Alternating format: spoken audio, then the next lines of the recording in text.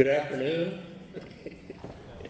We're going to go ahead and start promptly because we have a lot of material, a lot of photography and graphics, and we want you to have plenty of time to go through it and then have time for discussion at the end. So thank you very much for coming.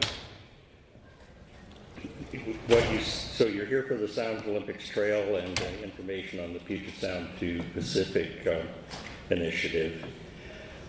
What you see on the screen is an aerial of a ferry coming into Eagle Harbor, Bainbridge Island, and beyond it then all of Kitsap County and Jefferson, Clallam County, the Olympics beyond it.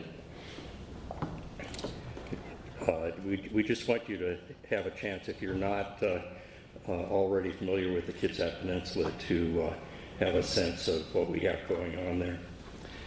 And so our logo captures that Sound Olympics. We couldn't not have a ferry that, by the way, you can't see it, but there are bicyclists and pedestrians in the ferry going across Kitsap, and you see the Brothers Peaks in the Olympic Peninsula beyond. So that's what we are.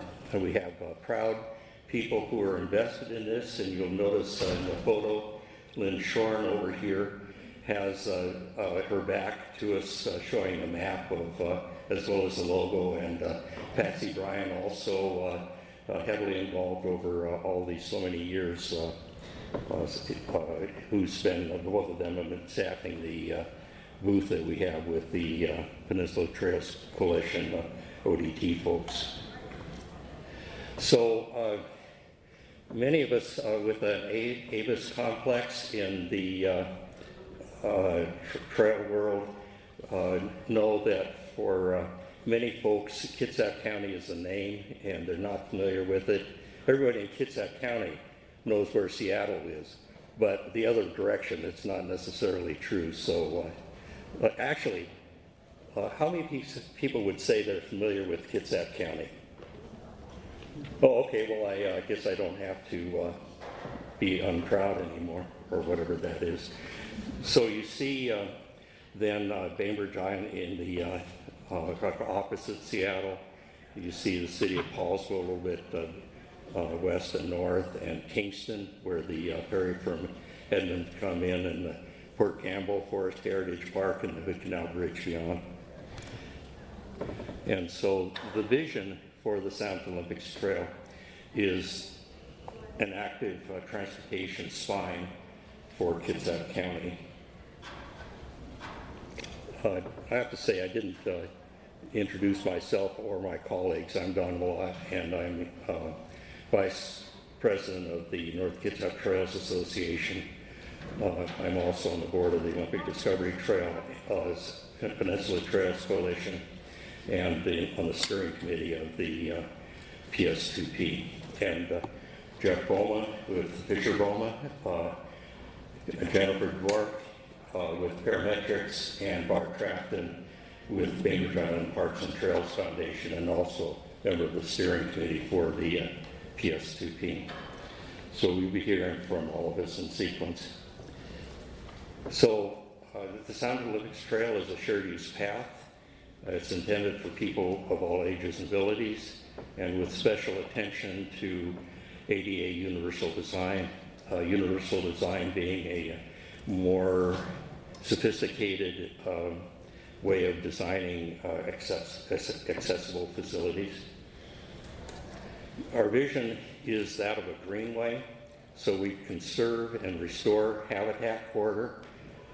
It's a linear park, an emerald necklace, using the term that the Olmsteds had of having parks connected by linear parks so that you have one park experience. And part of the vision, the ecological restoration along this greenway, has been possible because of the intensive involvement of the Bainbridge Island Parks and Trails Foundation and the Friends of the Sound Olympics Trail Fund. And so we have worked with the city of Bainbridge Island on irrigation We've been augmenting what was in the original construction, a lot of native planting. We've been weeding, mulching, to have that forest understory really continue to develop. And we've been edge mowing, which makes the experience along the trail so much more enjoyable.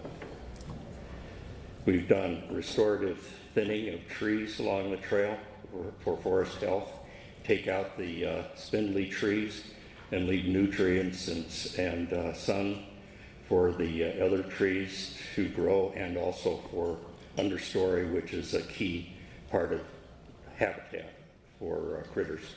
And this, you enjoy, is a lift that goes 90 feet in the air and 70 feet laterally. And so we were able to thread in among the trees, bring down those spindly trees. And when we were all done, it was like nothing had happened. It still looked great, actually better.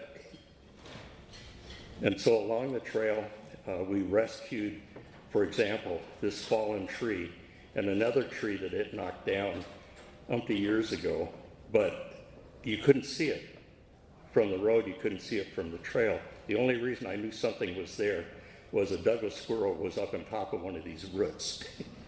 So it was creating the experience we want. So the Winslow Creek Ravine is crossed twice by the Sound Olympics Trail, and because we have that beautiful ravine, we've got habitat for deer and other critters to be. So it's an important part of that we integrated with the nature that was already there. Northern Flicker, you can see the tall snag on the right. They use cavities for nesting and excavate those, and those holes are used by others. So we have been increasingly attentive to marking the wildlife trees, because for many folks, a dead tree is a dead tree, whereas in terms of habitat, a dead tree has so much to do with the whole network of plants and animals. So in Kitsap, we don't have any rail to convert. There was no rail in Kitsap. What we had, steam powered like the locomotives, but steam powered was the fleet of foot ferries. And the graphic on the right shows the docks where people lived and were commuting to and from. So instead, our way of assuring having a default corridor is to have the WashDOT right-of-way. And we're thankful to WashDOT and Brian for being part of that, saving the corridor.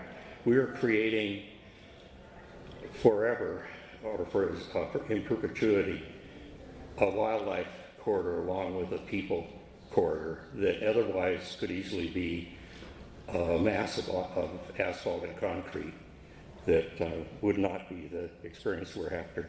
But the other thing is that we have saved major parkland. For example, Jeff will talk about the 3,500 acre park in Port Gamble that the Sound Olympics Trail advocates were a key part of that teamwork that developed the plan and made really the acquisition happen. So then looking just at Bainbridge Island, you see that the red line from Eagle Harbor up to Agate Pass is the route of the STO. We will be along the SR 305 corridor, sometimes able to get off, like with Meigs Park, nearly a mile of park just to the west. It's a limited access highway, so we have fewer traffic things to contend with in design.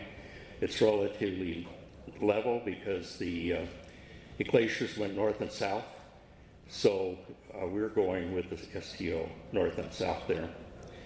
And it's in all the plans, Bainbridge, Paulsbo, Kitsap, Washtenaw plans.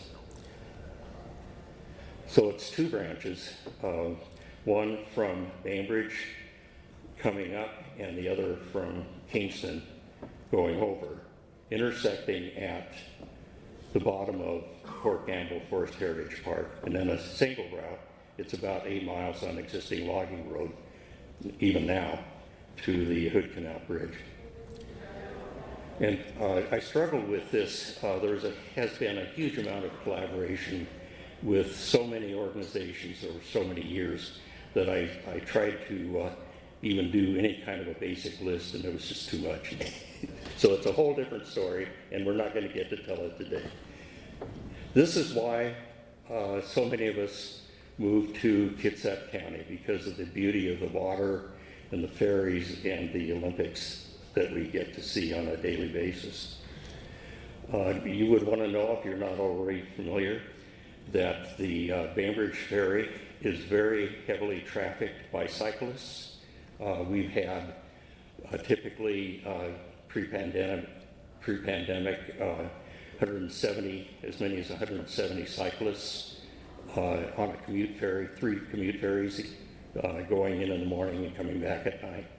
So it is an active transportation corridor for people going to work and other things in the city. But then on the other hand, we have what you might be more apt to expect is the people coming from Seattle to use the Sound Olympics Trail and the whole corridor of the Kitsap Peninsula. So this is a Saturday morning, some folks getting off very early to ride in Kitsap. So then this aerial shows the ferry maintenance facility on the left and the ferry dock on the right, and you can see the holding area and you see the highway going up, and notice that the lens of trees on both sides of the highway that give us that beauty that we want to conserve and enhance. At the north end of the island, we have the Egg Pass Bridge, which Washtenaw describes as structurally sound, functionally obsolete.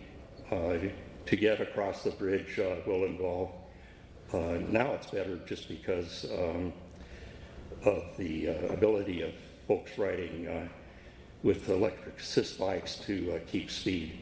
But at some point, something horrible happened, and it might be a cantilever off the bridge, which we understand to be an affordable possibility. And then at the north end of Kitsap Peninsula is the Hood Canal Bridge that connects from Kitsap to Jefferson County.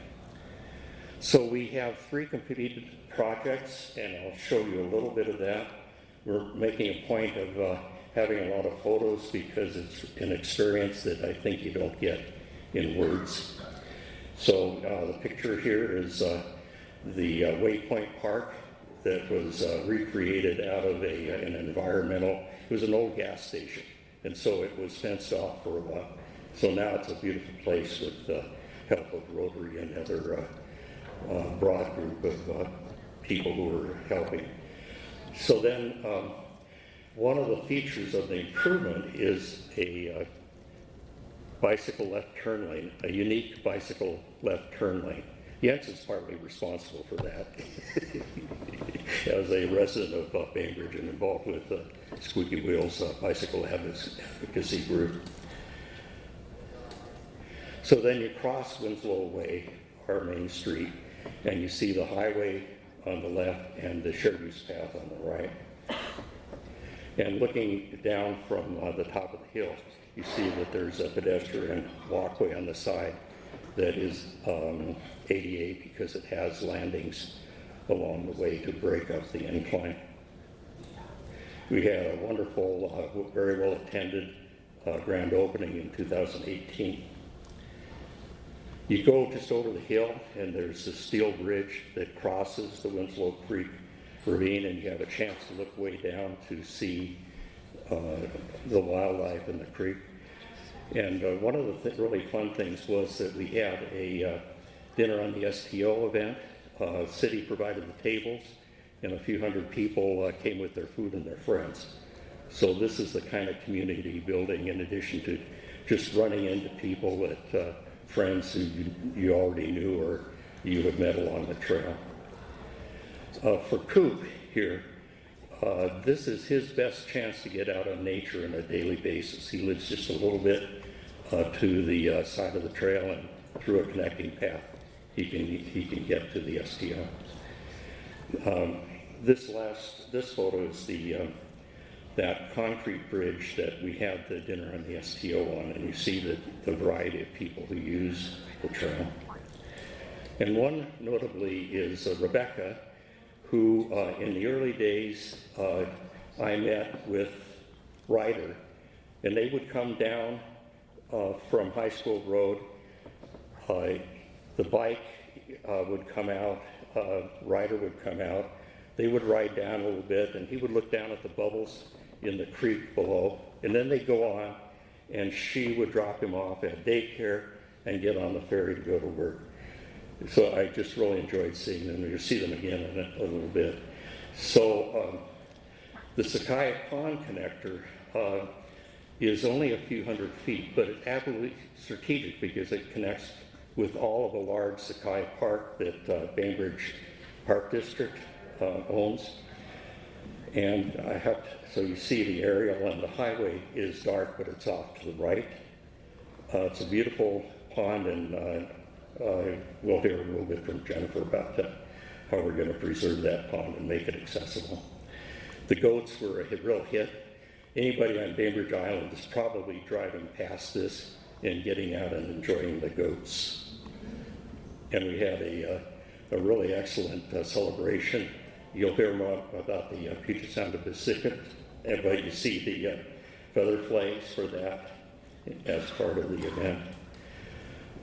It's heavily used, the STO is heavily used all year round, including in snow.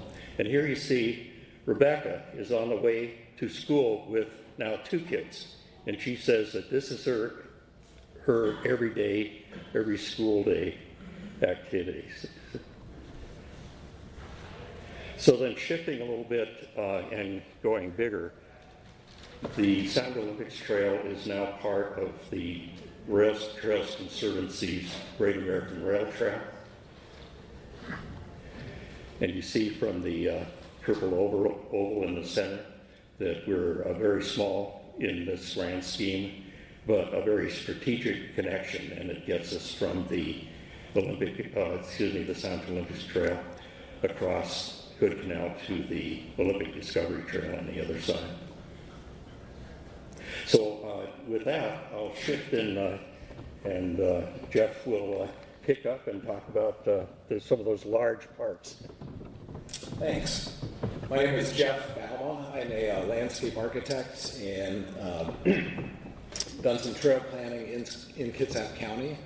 I want to thank Don for that great intro to the STO, also to show us that the trail is actually a built reality now in several sections, and also providing some context with all those great photos.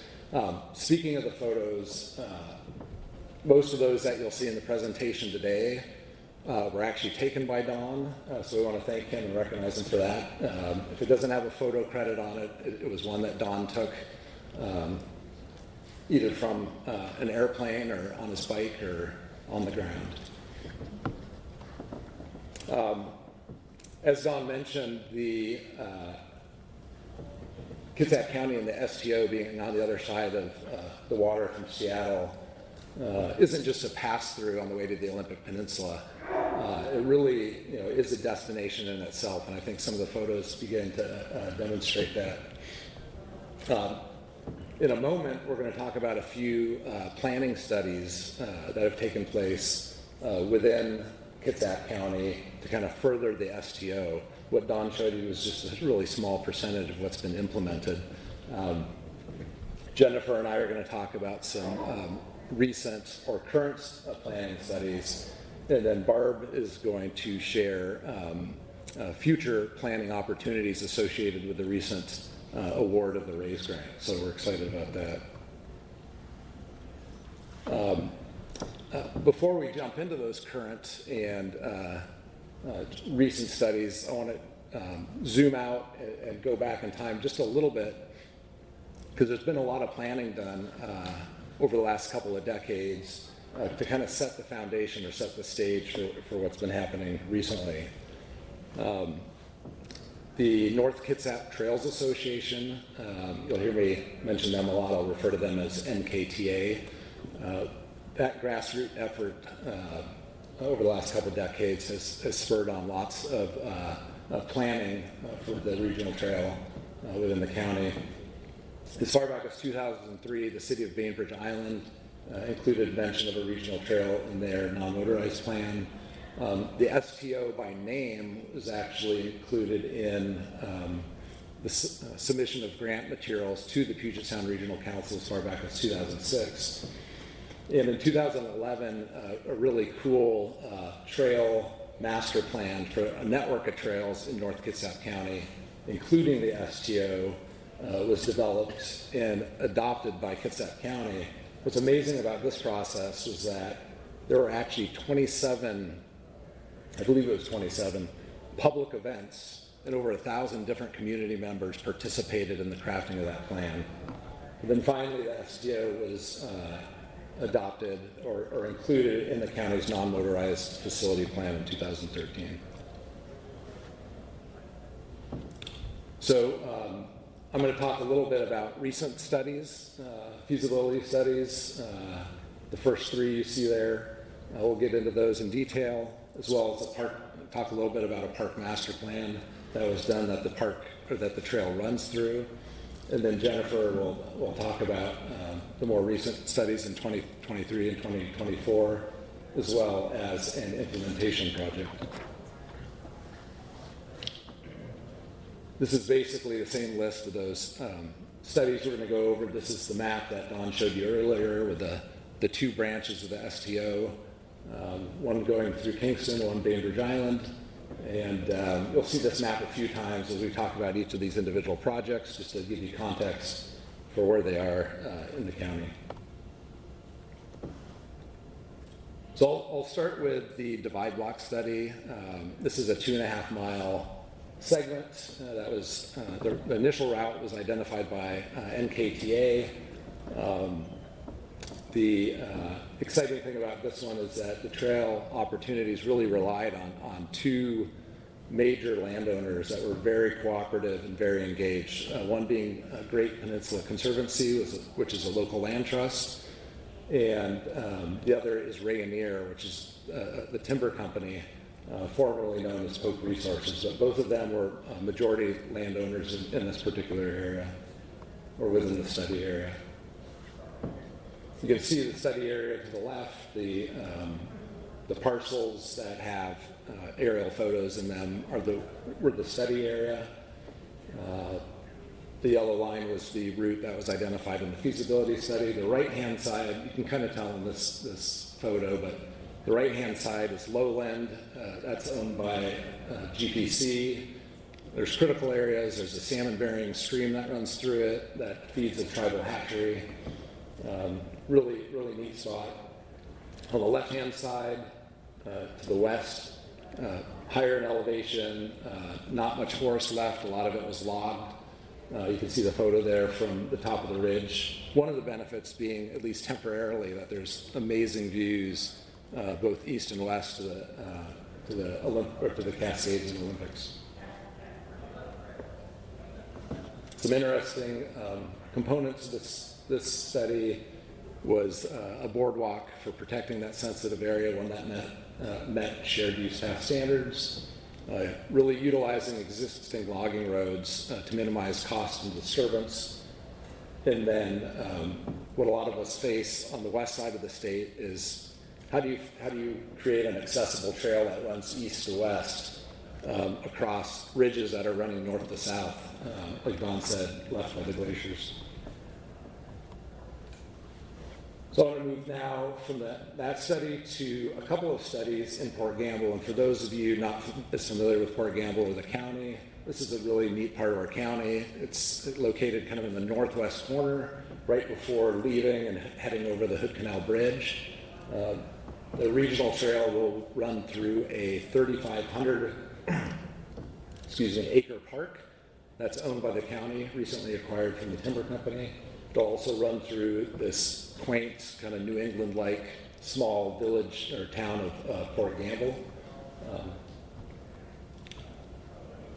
So we'll start with the feasibility study, and I'm just kind of giving you highlights of these. Obviously, the whole presentation was and could be done on each one of them. But you can see the park, basically it's the forested area generally. Once again, a route was identified by NKTA as far back as 2010. And this is before the land was actually acquired as a park. And the feasibility study identified a 7-mile route through that park, once again, primarily utilizing logging roads. And if you focus on that center kind of simple diagrammatic map, the north-south black line is the route that was identified, and at the north end, there were 2 alternative options, an east and a west. Based on additional preliminary engineering and other assessments, it was determined that the route, the alternative to the left, the green line, was optimal due to being lower in cost and less sensitive environmentally.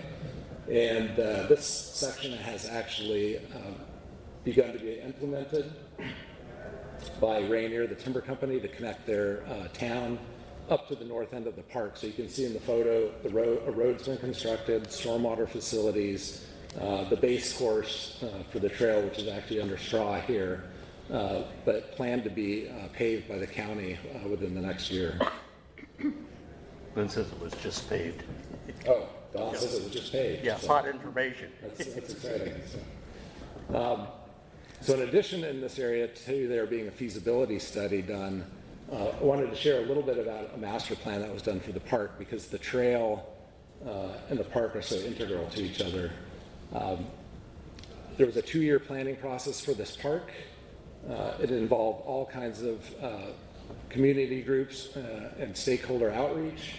And really none of this would have been possible if it wasn't kind of built on the foundation of there already being this collaboration. There was collaboration that had to happen for many years in order to actually acquire this, fund and acquire this park. The timber company, the tribes, the county, elected officials, community groups, trail groups, the usual cast of characters really came together in a big way here, and $17 million was raised over an 8-year period to acquire that park.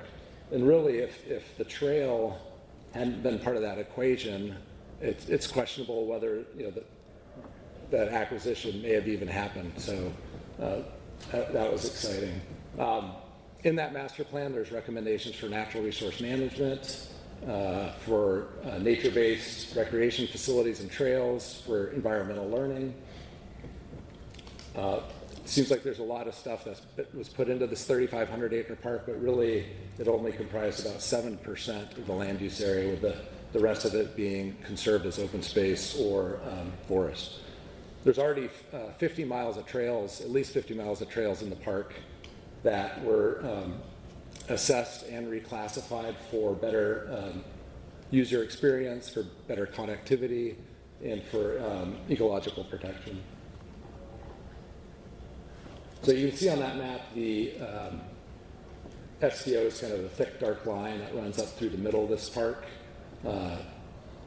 It's the center of this whole connection. It'll connect viewpoints, destinations within the park, the proposed facilities I was talking about. There's also been a movement to preserve trees along the STO route. What's interesting about the acquisition is that the county acquired the land from the timber company, but not all the trees. And so there's actually, the timber company retained the right to harvest one more time, and that's what made it affordable for the county, not throughout the entire park, but through portions of the park. And so some of the trees along the proposed trail route now are being purchased back through a fundraiser. As I mentioned, there's nature-based recreation facilities. There's already a 180 so acre mountain bike ride park that's been constructed. The things proposed included a tree adventure park, an event staging area,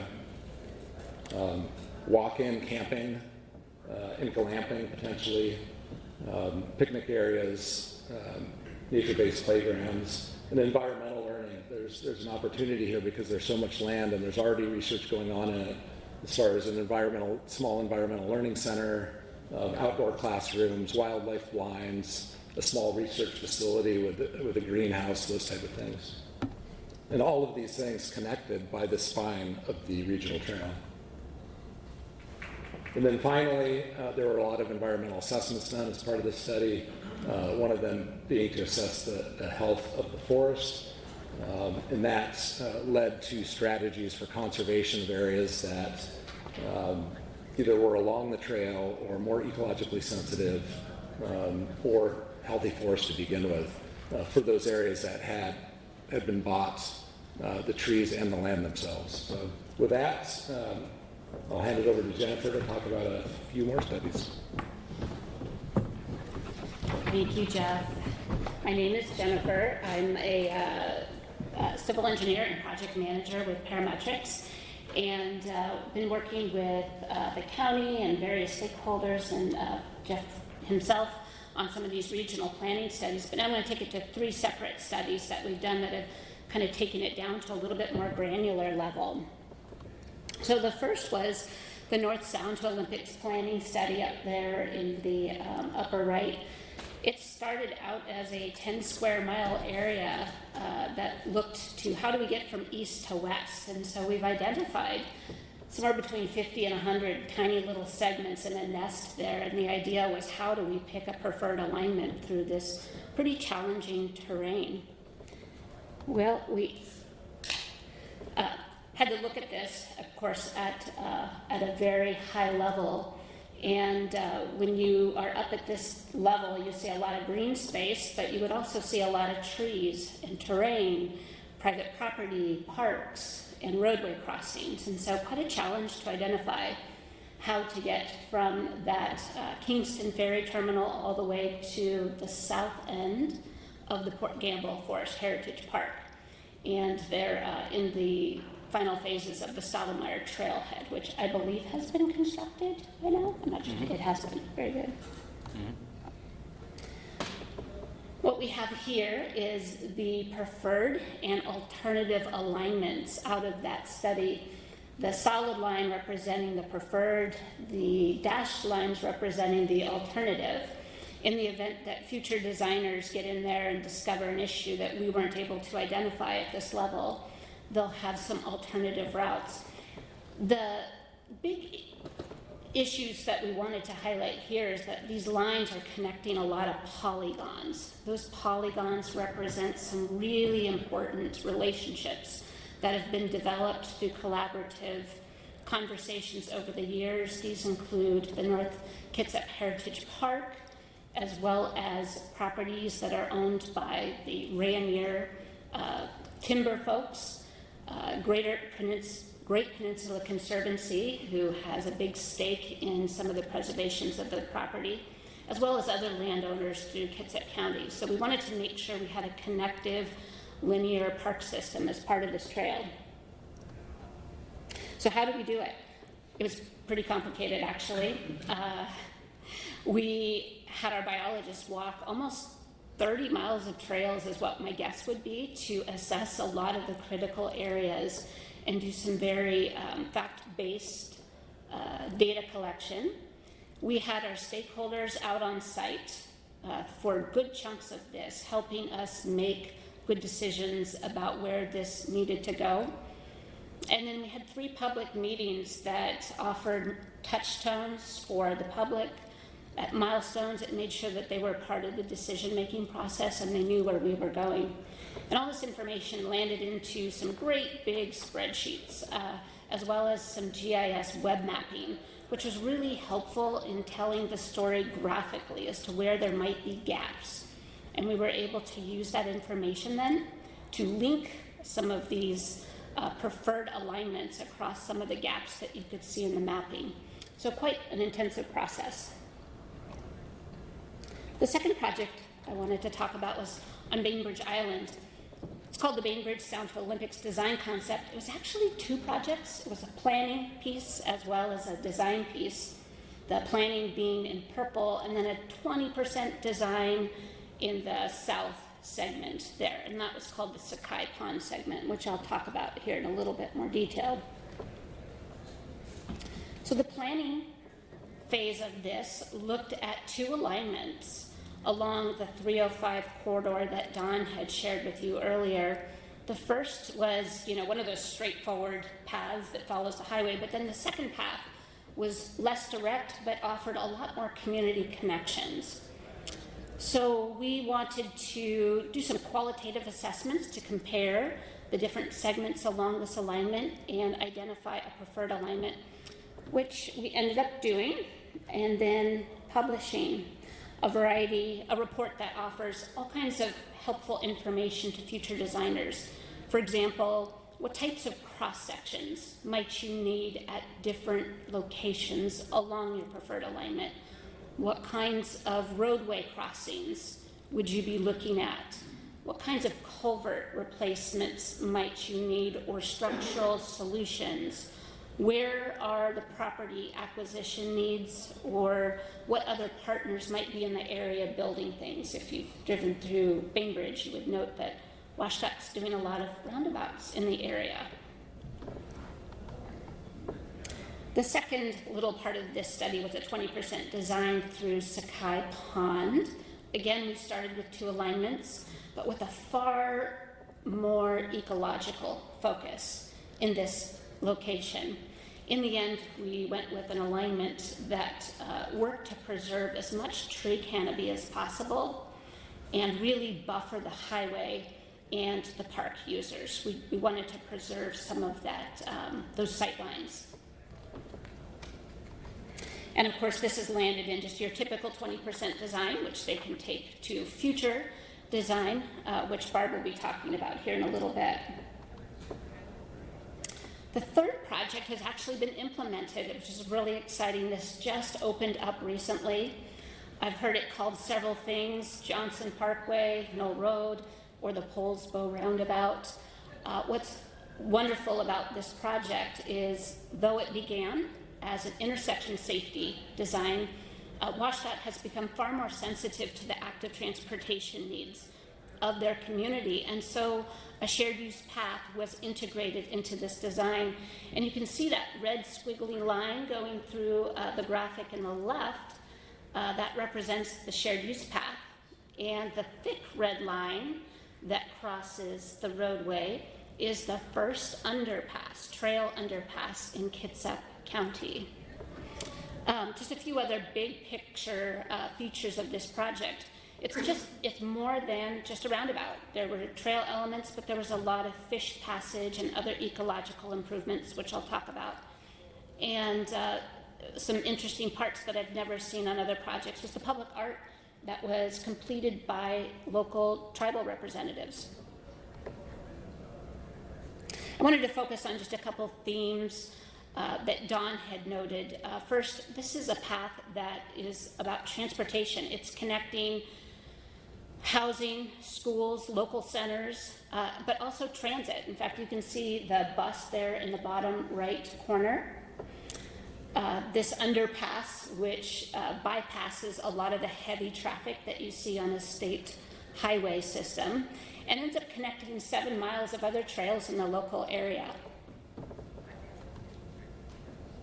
In terms of the ecological restoration that this project had, it ended up taking out an existing culvert. You can see that in your top right corner. I actually see a fence line in the stream. I can't imagine who would build that now, but they were able to open that up and restore 2,500 feet of stream habitat as part of this project. It's also really wonderful to see that other creatures were considered in the design, especially the amphibian component and that linkage for wetlands across the roadway system, and then a lot of native shrubs and trees installed as part of this. I couldn't possibly put all of the various partners on this page. I'll just say that there were a whole lot, and it was about 20 years in the making, so quite an effort.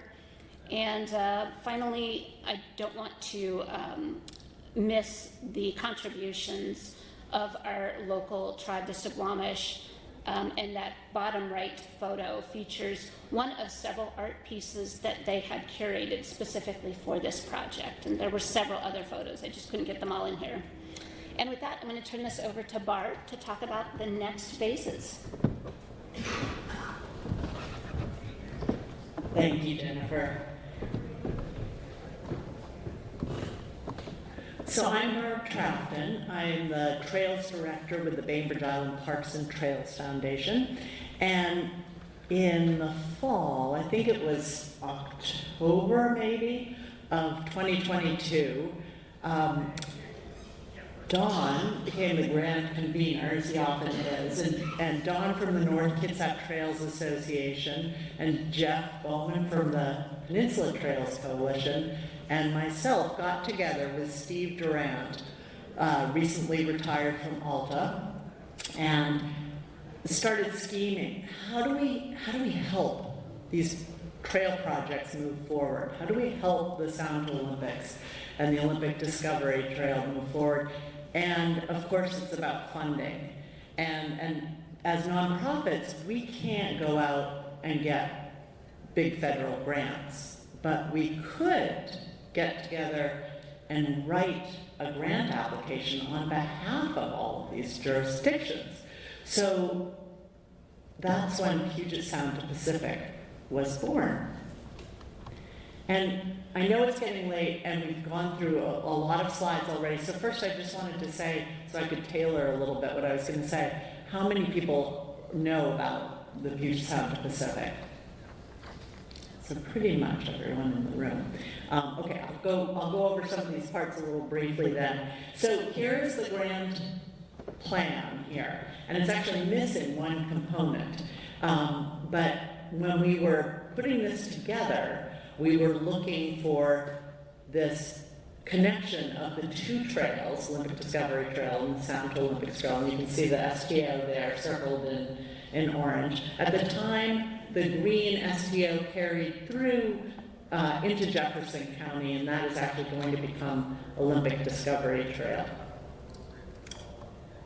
And we basically went to the jurisdictions and realized that this is over 150 miles. The trail is over 200 miles. So this is a grand collaborative effort. And I've really enjoyed today going to these other presentations and understanding how every single trail is a collaboration. It takes communities to raise each trail. But here's the list of the group that joined this RAISE grant, RAISE being, for just a reminder, rebuilding American infrastructure with sustainability and equity. And the city of Port Angeles stepped up to be the lead applicant. They've had some great history of getting federal grants and managing them with the Olympic Discovery Trail. And with them joined 3 counties, 5 cities, 3 tribes, the Port of Port Townsend, and Washtenaw. And the mission of the project was to basically get a 200-mile network from the Bainbridge Island to La Push, 2 trails, 100 miles of gap completed. But this is the starting. And the start of this RAISE grant is planning, and not the start, because you've heard about all the planning that's gone on already, but the grant itself is for planning and design. This is for 13 different jurisdictions and 34 project components in order to complete the final westernmost stretch of the Great American Rail Trail. And we were thrilled and surprised and thrilled to hear in June of 2023 that the RAISE grant was awarded to the city of Port Angeles and all recipients, co-recipients. And that started the negotiation process. Actually, we just waited for a while. What's going on? What's going on? And it's taken 15 months for the city of Port Angeles and WashDOT, who is managing the financial piece of it, to and finalize the negotiation with US DOT and Federal Highway and the co-recipients to get through their process of joining into the project agreements. So once that's every last T is crossed, then the planning and design work begins, and the co-recipients will have to get all their work done and submit for reimbursement by 2032, the end of the grant period.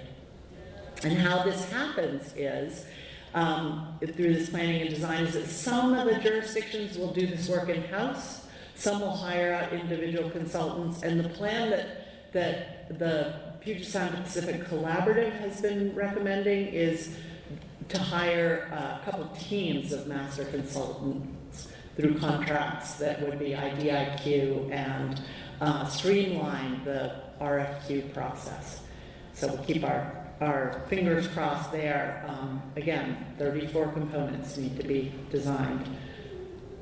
And what is our role as PS2P? We will continue with our advocacy role. That is a very strong power that nonprofits have to bring the people who we're connected with to come to advocate for momentum.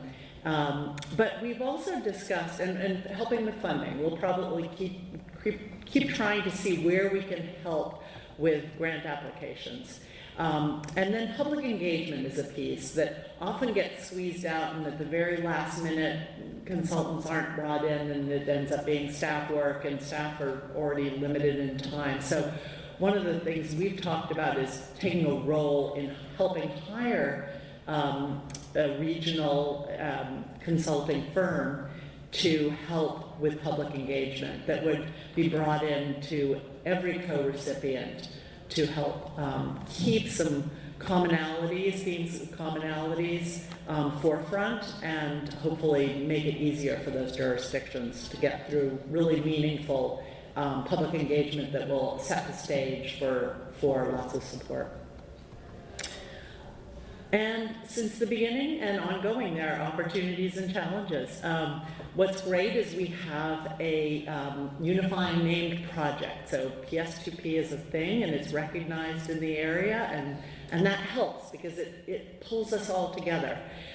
Creative public-private partnerships. That middle photo is right by the Seattle Ferry Terminal. And those are the temporary bridges that were put up to get people offloading because the Marion Street Bridge was taken down. And those bridge components are now sitting in Port Angeles waiting for adaptive reuse on the PS2P. So it's a great way that these things could have been sitting over near Discovery Park in storage, but instead they're waiting to be reused and represent a great deal of money. And shared momentum. With every success along the way, we all will be encouraged and pick up speed, and the whole collaborative team will bring more energy to these projects. And there are challenges. We need time. We wish the trail were built tomorrow, but we need to be patient and keep plugging ahead. Great communication. So one of the things that's hard, I think, with collaborations is we all live in our little bubbles. So how do we keep everybody over 150 miles aware of what's happening? And so that's something that we feel like we need to step up and help the jurisdictions with, just giving people updates periodically, so that we know where we are and we know where we're going. And money. I mean, already since the RAISE grant was awarded, some of these projects, component projects, are already not as funded as we thought they would be. So with every month, things become more expensive, which is all the more reason for us to keep pushing things along. And back to the high-level photo. You see in the circle the Sound to Olympics Trail, and the component that I mentioned before, or components that were not on that other map, are here. So if you look, you see the Sound to Olympics Trail connecting from Kingston west and Bainbridge northwest. But you see here an eastern parallel route that echoes, mimics, whatever, the STO route to the west. And this route is built up of several components for the Suquamish tribe and for the Port Gamble Slalom tribe.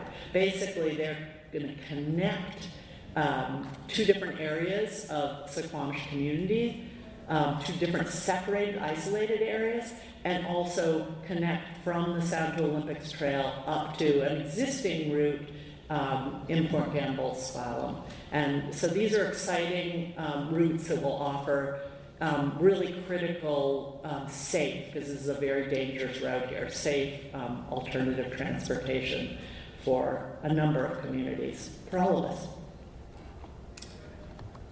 And Trails Connect, obviously we're all here because of Trails, and the ferry will connect this route from all the way from La Push to Bainbridge across into the rest of the state. In fact, it's interesting to note that the PS2P route brings us almost a third of the way across the Great American Rail Trail of Washington State.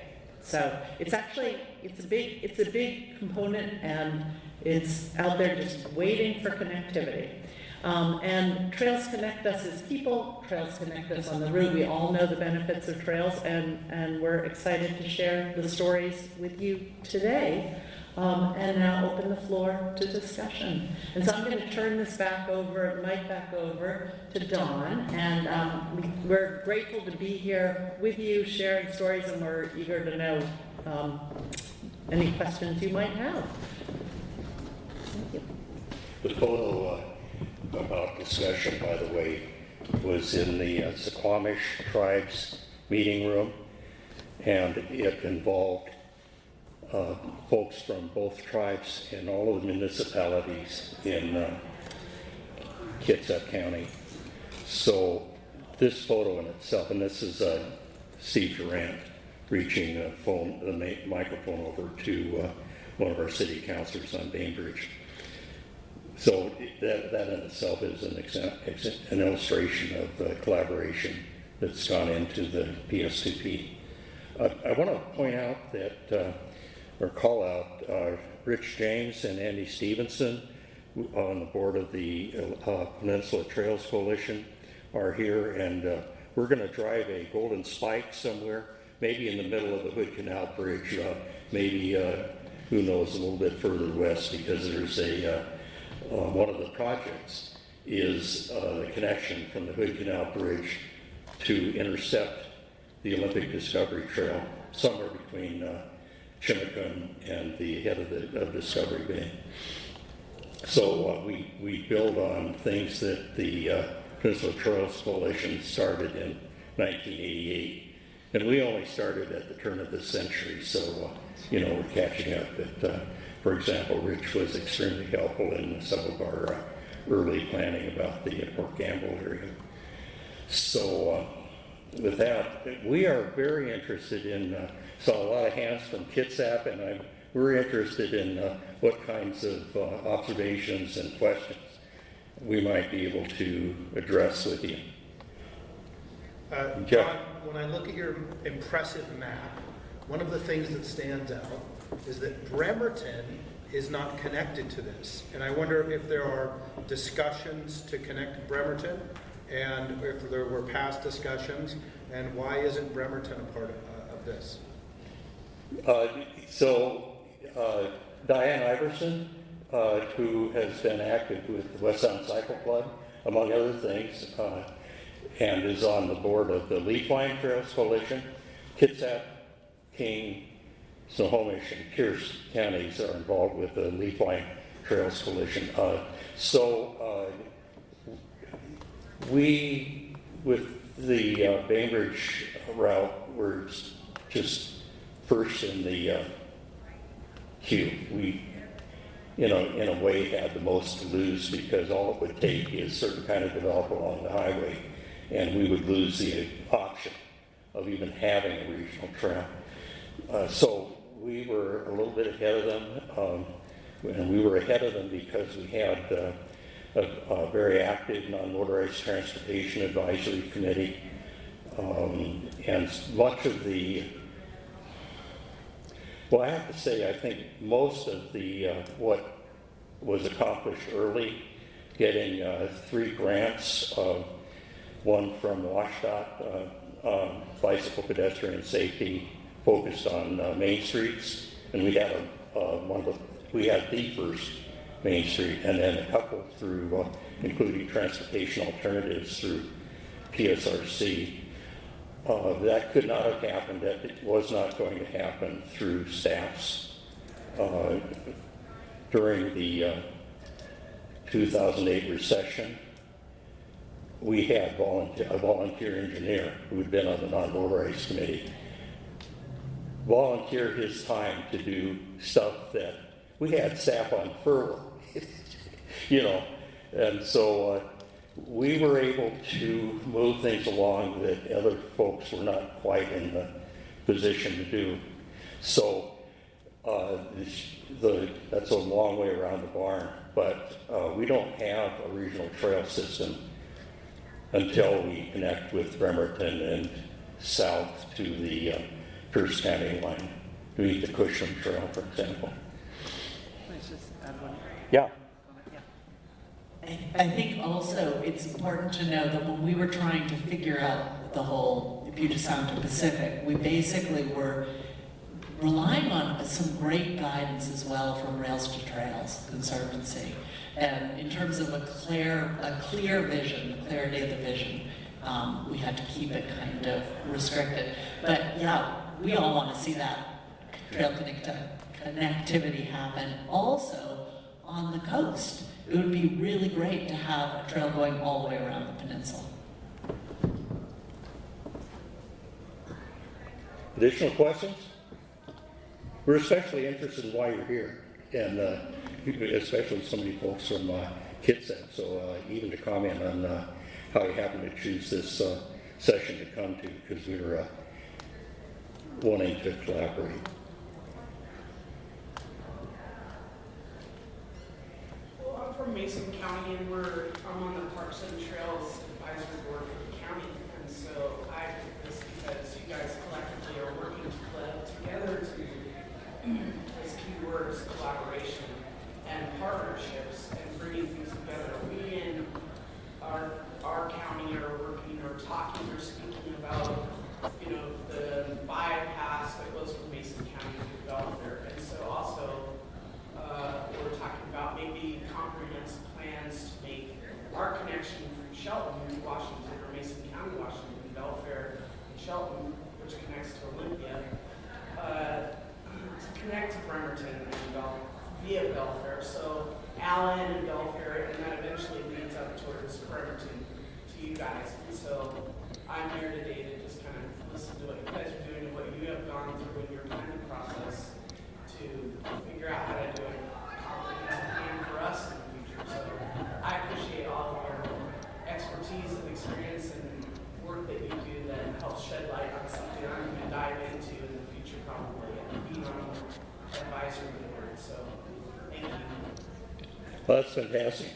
We will look forward to collaborating. We would love to share our experience to, in the same way that others have shared their experience and their expertise with us over the years. Bob? Has anybody guessed how much money it will take to get to La Push? To get to where? Yeah, to La Push. Depends on how quickly we can get there. $1 million? $500? Yeah,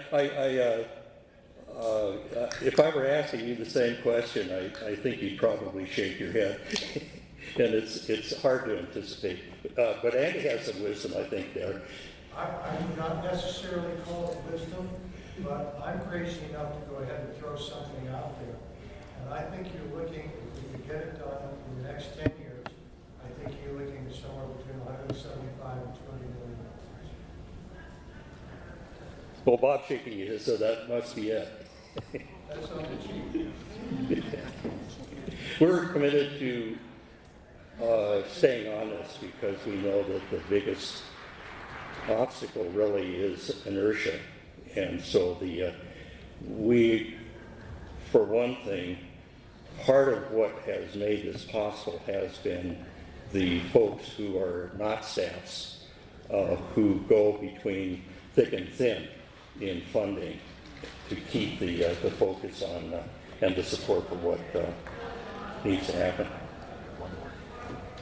Yeah, Joseph from the Skagit County Parks and Recreation. Very interesting to see this. Obviously, we have a rail trail system from concrete all the way down that connects through our county as well. But we also are getting ready to open up our section of Centennial Trail, or a new section connecting more towards Snohomish County, which would be a very big connection for us. But I was very interested, you talked about your bridge, the bridges we all have in the state, glorious thing. That's one of our largest hurdles currently is getting over Skagit River, utilizing one of those bridges, long-term DOT plans. You mentioned a add-on structure to the side of the bridge for a walkway. Is that something they proposed and designed, or is that someone else's idea, or? We have had a guy who's a bridge engineer who, among other things, consulted on the Tillicum Crossing Bridge in Portland. So his wisdom or experience or expertise is that a cantilever would be a realistic, a feasible option, and in the order of a few million instead of umpty million to cross the Agate Pass with a new structure. I think that, back a while when the Hood Canal Bridge sank, I was advocating, when we rebuild, can we have the Sound Olympics Trail separated on that bridge? And at that point, there was just not the support. But then Cascade Bicycle Club facilitated conversation with WashDOT, and one of my treat moments was, because that was unsafe, there were open the grates, there were plates over the expansion joints that were broken, and people were getting hurt cycling on that bridge. And so a hopeful thing to me was when WashDOT Regional Administrator came and proposed a fix of putting elastomeric material in the grates at those expansion points.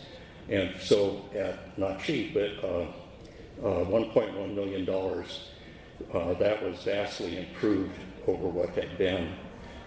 I would advocate for, like the 520 bridge, from the beginning was designed and constructed with a shared use path, and so I would be looking to the future about it should be in the queue, it should be in the planning that these critical crossings are safe for pedestrians and cyclists, and that as we look at what we have now, that there should be priority on making those crossings safe, even if it involves a retrofit. Well, I appreciate it a lot. It's just very interesting. It's a big hurdle for our process, and so I'm interested to see how you guys get through that. Boy, a lot of talking and listening. Was there another question? Yeah. Who's going to be designing and building this again? Who's going to be? So the projects are the projects of the municipalities and tribes. And so they will be doing their design processes and hiring the construction themselves. We will be, the PS2P will be cheerleading and supporting. We know that the people who have to do it, and that there are much of the time folks need the support to with their citizens and their staff to be creative and persist.